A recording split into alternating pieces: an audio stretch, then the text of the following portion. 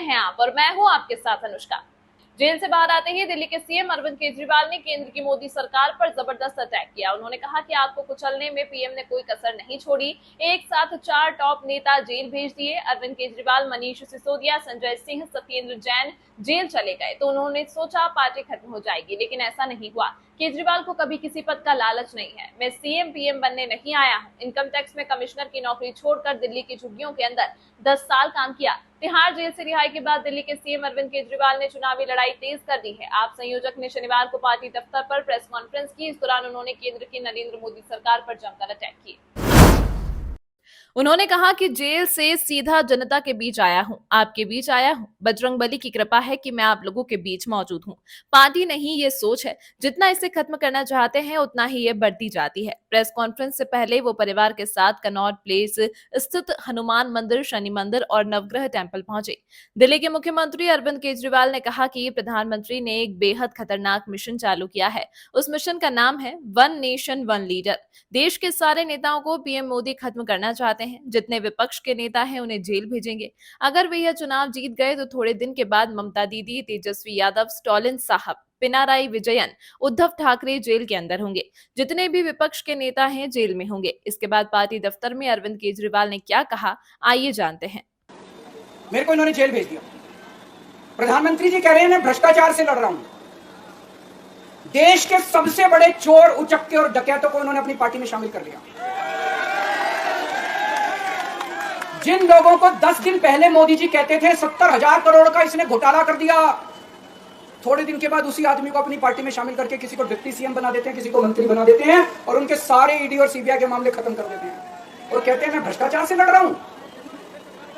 मैं मोदी जी को कहना चाहता हूं, भ्रष्टाचार से अगर लड़ाई लड़नी है तो केजरीवाल से सीखो।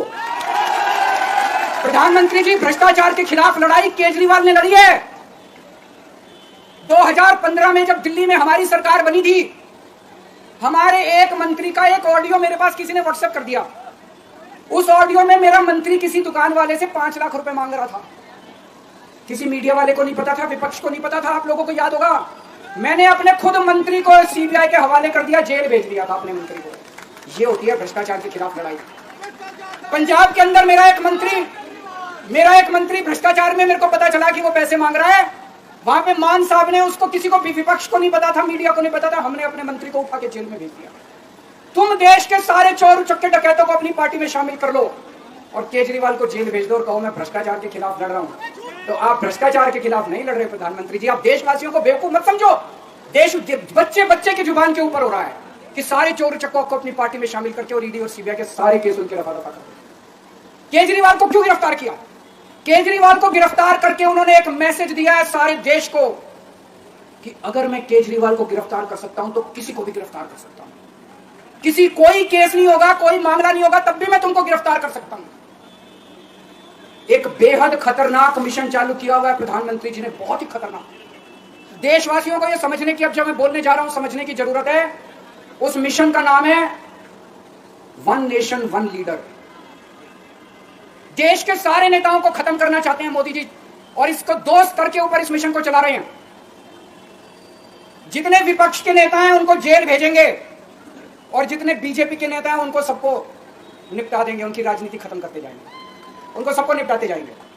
विपक्ष के अंदर आज इन्होंने मनीष सिसोदिया को जेल भेज दिया, संजय सिंह को जेल भेज दिया, सत्येंद्र जैन को जेल भेज दिया, केजरीवाल को जेल भेज दिया, हेमंत सोरेन को जेल भेज दिया, ममता दीदी के कई मंत्रियों को जेल भेज दिया, स्टालिन के कई मंत्रियों को जेल भेज दिया, केरला के सीएम के पीछे पड़े हैं। अगर ये चुनाव जीत गए, मेरे से लिखवा लो एफिडेविट के ऊपर, थोड़े दिन के बाद ममता दीदी जेल में होंगी, तेजस्वी यादव जेल में होगा, स्टालिन साहब जेल के अंदर होंगे, पिनाराई विजयन जेल के अंदर होंगे, उद्धव ठाकरे जेल के अंदर होंगे, जितने विपक्ष के नेता ये सारे जेल के अंदर होंगे। अगर ये चुनाव जीत गए, इन्होंने बीजेपी का एक नेता नहीं छोड़ा। आडवाणी जी की राजनीति खत्म कर दी इन्होंने, मुरली मनोहर जोशी की राजनीति खत्म कर दी, सुमित्रा महाजन की, शिवराज सिंह चौहान जिसने मध्य प्रदेश को चुनाव जीत के दिया इन लोगों ने, शिवराज सिंह चौहान ने उसको मुख्यमंत्री ने बनाया, उसकी राजनीति खत्म कर दी। वसुंधरा राजे की राजनीति खत्म कर दी इन्होंने, खट्टर साहब की राजनीति खत्म कर दी, डॉक्टर रमन सिंह की राजनीति खत्म कर दी। अब अगला किसका नंबर है? योगी आदित्यनाथ। अगर ये चुनाव जीत गए, मेरे से लिखवा लो, 2 महीने के अंदर उत्तर प्रदेश का मुख्यमंत्री बदल देंगे। योगी आदित्यनाथ की राजनीति खत्म करेंगे, उनको भी निपटा देंगे। यही तानाशाही है दोस्तों। वन नेशन वन लीडर ये चाहते हैं, एक ही तानाशाह इस देश के अंदर बचेगा, एक ही तानाशाह इस देश के अंदर बचेगा। हमारा देश बहुत महान है, 4000 5000 साल पुराना हमारा देश है। इसके पहले पिछले 4000 साल में कई मौके आए जब इस देश के ऊपर तानाशाहों ने कब्जा करने की कोशिश की, लेकिन हमारे देश के लोगों ने उन तानाशाहों का तख्ता उखाड़ के फेंक दिया।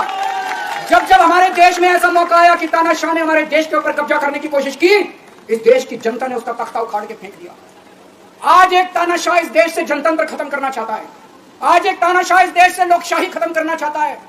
मैं पूरे तन मन धन से लड़ रहा हूं, संघर्ष कर रहा हूं उस तानाशाह के खिलाफ। 140 करोड़ लोगों का साथ चाहता हूं मैं, मेरे अकेले के करने से नहीं होगा।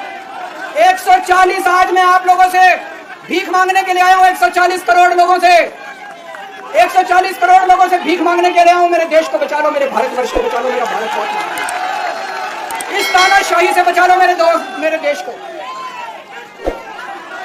यह खबर आपको कैसी लगी हमें कमेंट करके अपनी राय जरूर दें और इसी तरह की खबरों को देखने के लिए हमारे चैनल खबर 24 एक्सप्रेस को सब्सक्राइब करें।